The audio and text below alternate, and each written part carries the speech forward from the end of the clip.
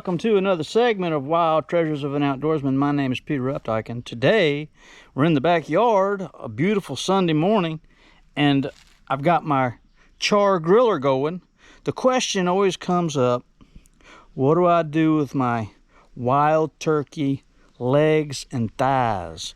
I really like the breast meat. I like to cut it into slices and strips and roll it in flour and cornmeal and deep fry it. But if you try and deep fry thighs and legs, well, they can be a challenge to eat, right? They're tough. And what are we going to do about that?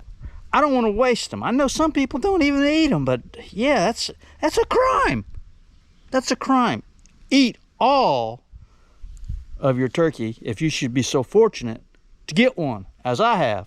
I had a great hunt and feel really blessed to have harvest a beautiful Osceola gobbler down in the green swamp, and here I've got him. And again, the breast meat is in the freezer, and we already ate half of it, and I deep fry my breast meat.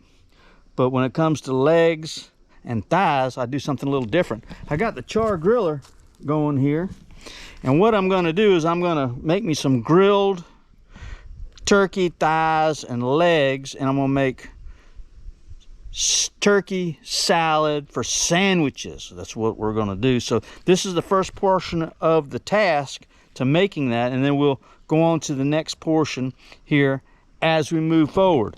But I'm going to put my drumsticks right over the fire. Now I've got charcoal, but I also have oak wood, so it gives it that oaky wood flavor, right? You just drop them, set them on there like that. I got them heavily seasoned with salt, pepper, and and seasoning salt. I got some seasoning salt on there, and olive oil, extra virgin olive oil. I like a good bark on the meat, because we're going to pull the meat from the bone. I'm going to chop it up. So this is the first phase here. Put it in the char griller, close it up, let it do its thing, and we will come back to the second portion of our cook here in just a minute. So here's what they look like 1 hour, maybe an hour and 15 minutes in. I've been out here and I've turned them periodically, just here in the char griller. Man, those really look good. The problem is they're going to be really, really tough. I mean, I say tough like rubber. And that's just, they're just that way naturally. So we're going to take them inside and put them on a pressure cooker, put them in a pressure cooker, and let them cook in a pressure cooker with some chicken stock, and for however long they need to, and then we'll move on to the next phase. So yeah, these look pretty good. So dang it, man, I guess explanation is in order. I fully intended to do a cooking video on how to prepare drumsticks and thighs of your wild turkey, and I just picked a bad time to try and make that video. Wasn't able to complete it, so I thought I'd just talk you through it for the rest of the video. We're talking about cooking drumsticks and thighs of your wild turkey. They're known to be very, very tough, and we have cooked them on the char griller, and we have seasoned them and cooked them to perfection. The problem is that they're very, very, very tough. And how do you deal with that? And what we're making is we're making a turkey salad for like a turkey salad sandwich, utilizing the dark meat of your wild turkey. And we should never ever let any of that go to waste. So I've cooked it on the grill. I've got it grilled. I've got a good bark on the outside of the meat, and it's seasoned, and it's smoky, and it's delicious, right? And you just can't chew it. So I brought it in the house here, and I've put it in my pressure cooker. I got a pressure cooker here I'm going to show you. Now this is what I started out with. This type of aluminum pot pressure cookers. I would not recommend using this type of pressure cooker. They're known to be a little dangerous. You can accidentally burn yourself with it, and yeah, I've used it for many years and never had a problem, but that doesn't mean you won't. What I use is my Ninja Foodi. My Ninja Foodi has a modern day pressure cooker, although this works. And if you have one of these and you know how to use it well, you're well within your ability to do so. But I haven't used this in a long time. I took those drumsticks and those thighs and I put them in my Ninja Foodi, and which is also a pressure cooker. It's an air fryer, but it's also a pressure cooker. And I turned it up for 30 minutes, and I put a can of chicken broth in with the drumsticks and thighs, and I cooked them at a high rate of pressure for at least 30 minutes. If you do a high rate of pressure with this, there's no way to really regulate it. It's got a vent and whatnot. You should be very, very careful using a pressure cooker like this one on your stove. It can blow up if you try to open it too soon, burn you in the face. Yeah, there's all kinds of issues that come with using one of these pressure cookers. I don't dislike it, but I'm not a big fan. It's like putting a puzzle together.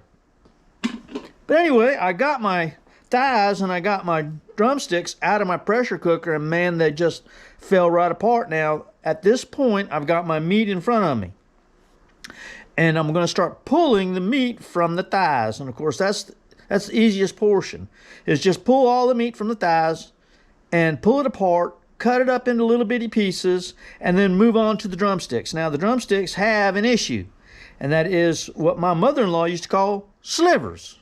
They're bones. They're tendons inside the leg of a wild turkey. I've got a lesson for you about the legs of a wild turkey on another video, and I'll share that with you one day. But for now, he has multiple sharp bones in his legs. Take that meat from the thigh, from both your thighs, and put it off to the side. Get you another plate and pull the meat from the drumsticks. Now, you're going to have to use your cooking utensils here wisely. In other words, wash your hands and use your bare fingers to go through the meat. Now, you're going to be eating this. You're not going to take it to your neighbor. Your wife will be eating it, and your husband will be eating it, and your children will be eating it. So hopefully they don't care about your bare fingers going through the meat. But it's important because many of those bones or slivers are very, very sharp. They're very, very thin. And I'm even reluctant to tell you to do this because it can be a choking hazard.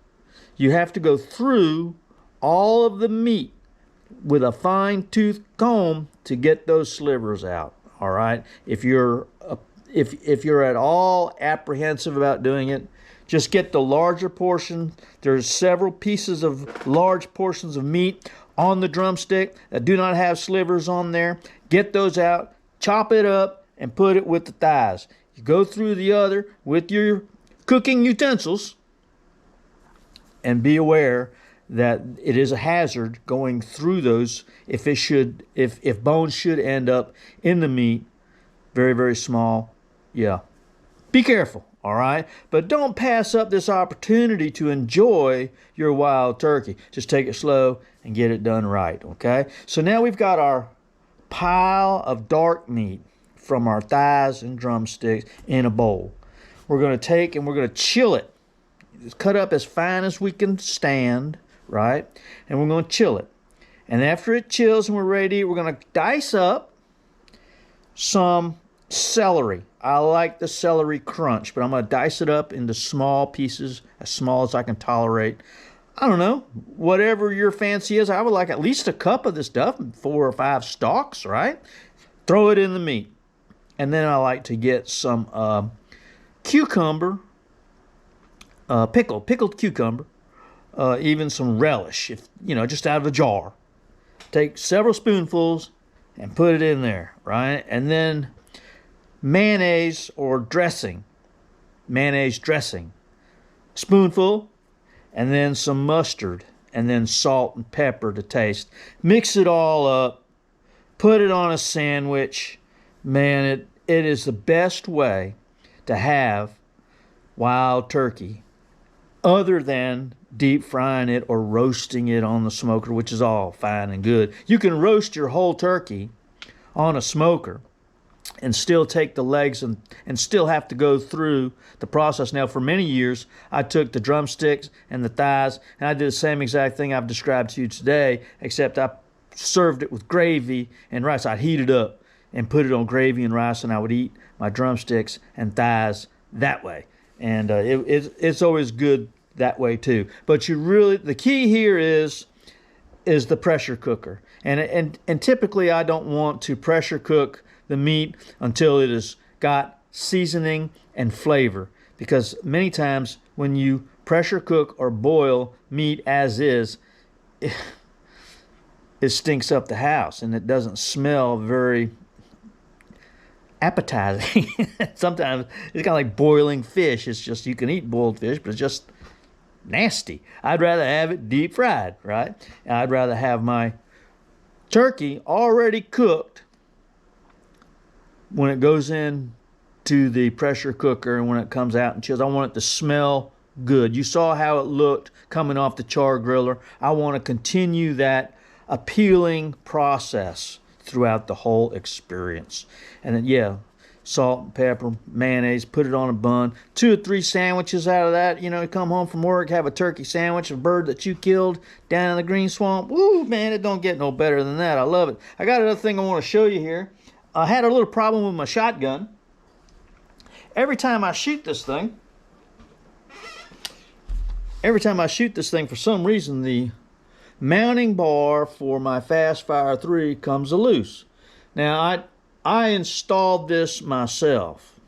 I am not a machinist and I'm not a gunsmith, but this is my gun, and I kind of have a little in and out on how to do it. I center punched it and drilled and tapped it, and for several years it worked fine, and then it developed this annoying habit of wanting to loosen up a little bit, and I was reluctant to put, Loctite and whatnot.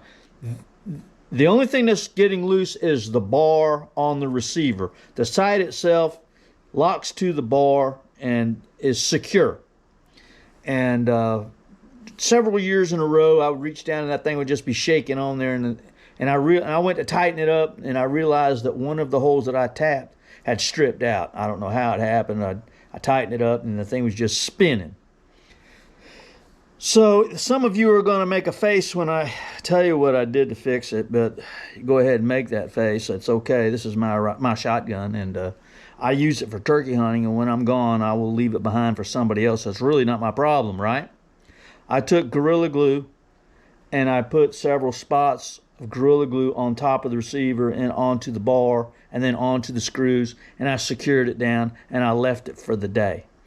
And I came back, and I'm happy to report that locking bar, that bridge on the receiver, is in fact secure, and it won't be coming loose anytime in the near future. I hope not, anyway. Yeah, it just kept on, and you can't see it. You don't know that I did that. It's not like got glue all coming to. Yeah, I'm happy now that my receiver and my locking bar are one. So yeah, Gorilla Glue. I was gonna go get some Loctite, put on there. Would you put some Loctite on there? Man, it'll never come loose. That red stuff is notorious, but I don't want it to come off, and I'm happy that I did that. I had a great hunt. I hunted.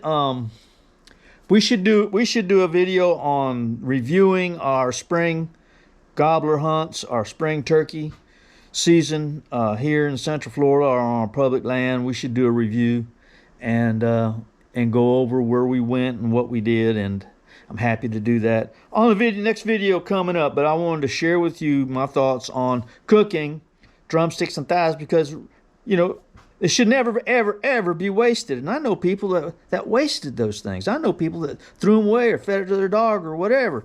And man, we work hard. We work really hard to be successful, and some people don't work that hard, but we here in Central Florida, where we hunt wild turkeys on public land, man, there's a price to be paid for success. And if you're willing to pay that price, and you are fortunate enough to be successful, why in the world would you waste the drumsticks and thighs? I think I've shown here a great way for you to enjoy those. Anyway, I'm going turkey hunting again tomorrow. I'm going after number 2, and I'm looking forward to just being in the woods, wandering aimlessly, listening to the crows, listening to the hawks. Always remember that turkey hunting is a listening activity. You listen. Listening is an art form. You train your ears to hear what follows the crows, the woodpeckers, the hawks, the hoot owls. You always stop and listen and pay attention. Listening is a learning skill. It must be learned. And as a turkey hunter, that is one of your greatest assets. So I hope you get out there and get you a bird. We got 1 or 2. I don't even know how much time we got left. I think the time is running out. But I got my map here. I'm looking it over, and Saturday night I'm going to go tomorrow morning. Look forward to being in the woods and having my little quiet time there with nature and my Creator, and just enjoying all of the things that the good Lord has given us here to enjoy. All right, we love you guys, and we'll talk to you soon. See ya. Bye.